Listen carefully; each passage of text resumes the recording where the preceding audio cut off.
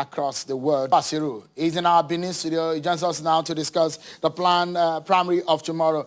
Thank you, Senator. It's good to see you again, and thanks for joining us tonight. Let's begin the conversation perhaps from that controversy of what you heard Mr. Ansem Oljazwa was the factional APC chairman in Edo State. He said tomorrow's exercise is illegal. I wouldn't want to join issues with Aslem. To the best of my knowledge, the National Working Committee that set up my committee does not recognize the so-called factional chairmanship. And I don't know when he has become Supreme Court of Nigeria to declare an action that we are taking in line with the constitution of our party to be a nullity. I think what he's saying is merely a political statement to satisfy his people that are his paymasters. So I would not join issue with him. But what I know is that the committee that I'm the secretary and that His Excellency Senator Hope Uzodimma, the governor of Imo State, is chairman, was inaugurated on Thursday at the National Secretariat of our party at Blantyre Street, Wuse, at which no less than 12 members of the National Working Committee were physically present at that forum. So I don't know what he's talking about talking about legality. And we are conducting this primary without reference even to the state branch of the party. Our committee is a committee of the National Working Committee, deriving its authority from the constitution of our party. So I would not want to join issues with him. If he wants to go to court, he's welcome to go to court, whether he has even a candidate that will imbue him with local standing to do so. So let him constitute himself as Supreme Court in his bedroom. You're a lawyer, Senator, so it's interesting to have this conversation with you on, and you've experienced what courts and decisions of the court can mean for a political party. For example, your party is involved in at least 5 legal matters regarding Edo State, the leadership of the party at the center. Are you afraid, or have you, in the first place, cleared all of these before going ahead of tomorrow's exercise? So you cannot stop people from litigating frivolous cases in court. It is for the court of law to see through the frivolity, vexatiousness, and the abuse that those cases constitute. What I know is that our party is set to conduct primary tomorrow. We have met with the leadership of the party here. We have appointed presiding officers in line with the guidelines set up by our party at the local government and ward level. And by 8 a.m., by the grace of Almighty God, the polling will open at all the 192 wards in the 18 local governments in Edo State. So that I know very much. In terms of litigation, people can always try their luck there. And those people that are talking, the question you ask them is this. The candidate that the man speaking there as factional chairman represents is already in the PDP. So I don't know what locus he has, talking about legality or otherwise of the primary of our political party. I think he should just keep his shame and go and join his paymaster at the People Democratic Party, and I will face them at the election.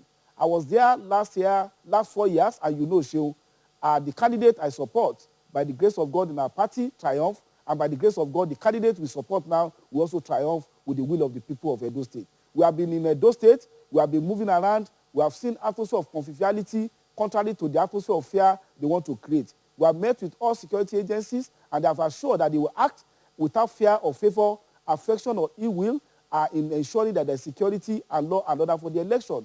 I just stepped out of here after my meeting and that of my committee with the Commissioner of Police and the Director of SSS, and we gave them a guideline that clearly stipulates that we are conducting this primary in line with the COVID-19 regulation of the Edo State government. So, for instance, at each of our polling centers in 192 wards, there will not be congregation of more than 18 people, including observers and presiding officers at any point in time. So the polling will be in batches in line with the COVID regulation. So we have been able to study regulation. We are a law-abiding political party. We will not contravene the COVID regulation, even though it was intended, thinking that there is no way around it in order to allow our party not to be able to conduct a peaceful primary. So we will not join issues with them. If they want to go to court, we hope to meet them in the court of law. Senator, are you aware, in the first place, have you obtained a permit for this exercise of tomorrow from the state government?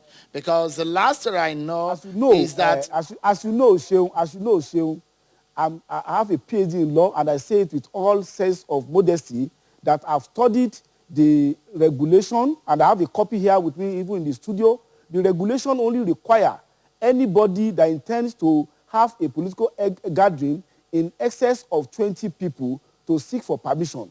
I would not want to talk about the anachronism of that regulation, which in the same breath allowed the governor to give permit for 5,000 people to congregate in a single place. That is story for another day. That is story that prosperity will judge those who are present with us or power like us, whether they have done well in serving our people or serving our personal interests. But I say the regulation we have issued out does not require approval from anybody. It's only when you are doing something outside what has been stipulated that you require the approval. And we challenge the governor of Edo State to go to court to challenge our regulations. We challenge him possibly to take proper advice from his legal advisors. Senator, the regulations that you're talking about is not only a regulation, is law, because it's been gazetted. Then it then means that it's binding on every activity that happens. How can you ensure that the gathering cannot be more than 15? And it's also stipulated that you need to get a permit. Have you informed the state government in the first place? I'm telling you, maybe you have, with respect, Sheung, I don't want to sound abusive. I'm not sure you have read that regulation. I've read it, and as I am now, if you can bring, I have a copy in the studio, they can bring it for you to read. It is only when you are doing a gathering, and it's a political gathering of people, of more than 20 people being at the same place, that you require approval. Then I've also told you, as a law-abiding political party, we have met with the leaders of security agencies in the state. We have shared our regulations with them, and they have not seen anybody contravening the law. Governor Obaseki cannot be the one making the law, interpreting and implementing the law. We read the guideline very well, and we structure our guideline very well to make our primary to be within the ambit of the law. So we don't need his approval. There's nothing in that regulation, and I challenge your legal advisors in your television station to read it too, that says that when you are having a gathering of less than 20 people, you require approval. Our guideline, which I signed on the authority of my chairman, Governor Opisodima, clearly stipulated that at no point in time are we going to have more than 18 people, even at the final collation of our result at the party secretariat tomorrow afternoon by the grace of Almighty God. All right. I have read it, Senator Basiru, and the portion I've read talks about the fact that how you need to transmit your intention of conducting any political activities to the state government. But a critical question here is on the minds of the governor of the state. Just a moment, Senator. To regulate political activity. The regulations was made pursuant to the quarantine law.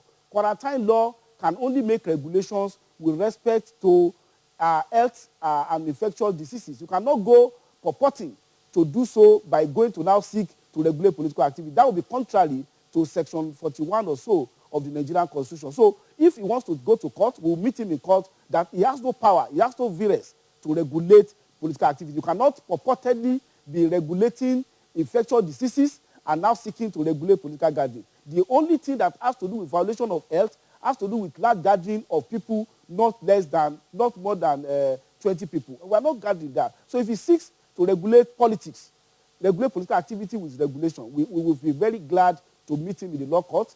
And also we are ready, if he wants to arrest us, let him come and arrest us so that we can test his law in the law court. We cannot turn this country to a dictatorship. We're a democratic government under the law and under the Constitution. All right. Senator, let me ask you, under whose, because the NWC, by the constitution of your party that I have here, say that the NWC will manage the affairs of a governorship election primary. So under whose leadership are you conducting this exercise? Is that of Senator Ajibola or that of Mr. Victor Giadom? I don't know, with respect to you, you are a political correspondent. Please, I told you that we were inaugurated at our party secretariat at about 2:30 p.m. on Thursday, and I believe your reporters were there. At that sitting, about 12 NWC members were there. They could have gone to see whether Mr. Giadon was anywhere near our secretariat for the past 2 weeks. So how can you be talking about leadership of somebody who has not even venture to come to the secretariat? Let's forget what we are doing. If you also know that the release issued by Issa Onilu, our national police secretary, said that decision has been taken by 18 out of about 22-man NWC, that this man you are mentioning, I don't want to mention his name again, is no longer a member of the NWC. So if he wants to challenge that, let him go to court and challenge that. So there is no doubt, definitely, as of today, the acting chairman of our party is my leader, my mentor, Governor Isaka Ajimobi. All right. Let me, because since you're a lawyer, again, I bring this information to bear because what we are discussing is also in relation to law. Court of Coordinate Jurisdiction has given orders recognizing the Gadam part of the leadership and also recognizing the Senator Ajimobi leadership of the party. Are you in any doubt about where this is headed? Because if two courts, one in Port Harcourt, one as a high court of the FCT, are giving different orders. So orders of courts are not to be read and comply with when they are only published on pages of newspaper or broadcast on television stations like your own. Orders of court must be served on party concern for them to have the binding and positive effect. I can tell you authoritatively today that the purported order that is being bandied on pages of newspaper and on television has not been served on our party. It has not been served on the National Legal Advisor, and it says so much even on national television. So how can we be talking about an order of court that has not been served on us? That's one thing or the other. Then secondly, from what we read in the papers and heard in the news, they said an order ex parte granted in March, on March 16, was extended in June. It's an elementary law that even students in the law school know that order ex parte will abate after 7 days or 14 days, depending on under the rules of the court. And once abated, it cannot be extended. So without even contesting the legality and the basis of those purported orders, those orders, as far as we are concerned, is not known to the National Working Committee because it has not been served. It's only when you serve an order that you can be binded by order. If you have not been served with an order, can you be cited for contempt of those orders? The answer is obviously no. So as far as I'm concerned, yeah. Yes. Sorry, Senator. We'll go on a break, but when we come back, before we go on that break, I want you to quickly tell Nigerians your fears. You've seen this before in Zamfara, in River State. Your party has been enmeshed in this kind of legal tussle that led to a failure of the party. Are you afraid of this kind of situation? Cases are decided based on facts, peculiar facts of those cases, and the applicable law.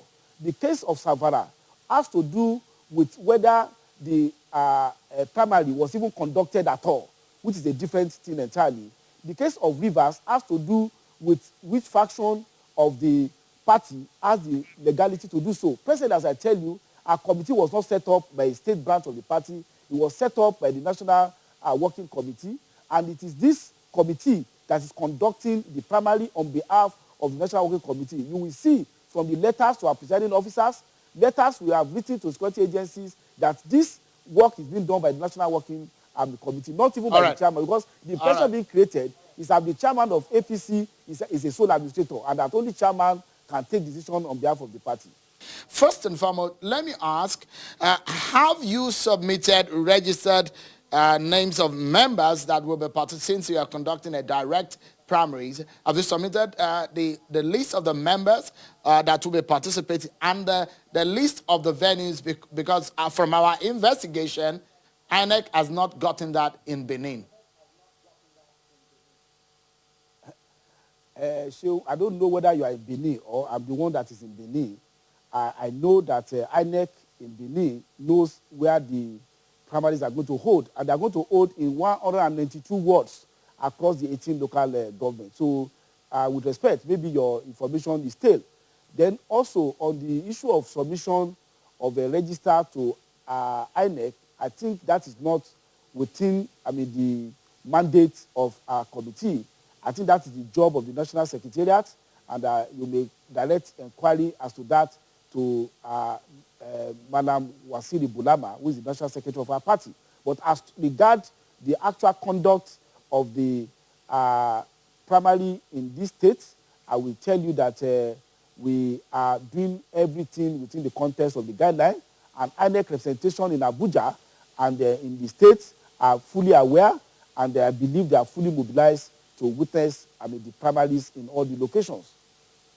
All right, let me get your quick thoughts on those who are, we understand that some candidates or aspirants in that race are stepping down. Give us an update on how many people are going for that primary election tomorrow. I think I will have to get information as to that before tomorrow morning. What we are prepared for a contest among the three aspirants that have signified intention. They have fulfilled the requirements of our party, and they have been screened, and they are. My leader with respect, Dr. Pius Odubu, Mr. Obaze, and the Pastor Ize Yamu. So we are prepared to conduct full-length primary. But you know, politics is a dynamic phenomenon. Within 5 minutes, 10 minutes, within hours, things can change. So possibly, before the poll opens tomorrow, if you have a clear indication that any candidate step down, but notwithstanding, we will still have to go ahead with conducting some form of exercise to assure affirmation of whoever, even if there's a case of step down, which I'm not affirming in any way, will be able to say that party members overwhelmingly support that particular person. But I will say that the atmosphere among the three aspirants are very convivial, very cordial, and they have assured the party leadership that whoever wins the primary will get the support of other candidates at now. So on a final note, will Mr. Adams Oshiomhole be voting in that exercise tomorrow? Do you know? I'm not, with respect, I'm not publicity relation officer of my leader, Governor Adams Oshiomhole. But you are the secretary, So Senator. You are the secretary of the governorship election, and you should have the register of those who are participating. Is committed. What are you saying? I can't hear you, Paddy. What I'm saying is that as a secretary of the election committee, you should have an idea of the register of those who will be voting in that exercise. So the status, as the last time we checked, was those who are contesting whether or not Mr. Oshiomhole is a member of the party who will stand suspended, and others who are saying he has been reinstated. So I wanted to confirm from you whether or not the status of the embattled national chairman is being confirmed for an election tomorrow. Is it the elections are going to be conducted at the ward level? There's a register of members, and there will be accreditation done simultaneously with voting.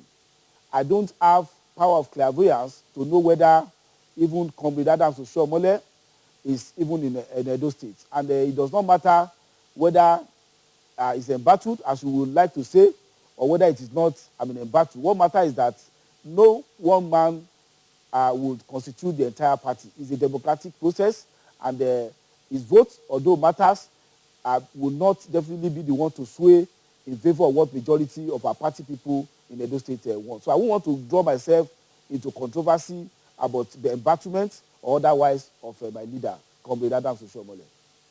Senator Ajibola Basiru, the secretary of the Edo APC governorship election primary of tomorrow, thank you indeed for talking to us tonight.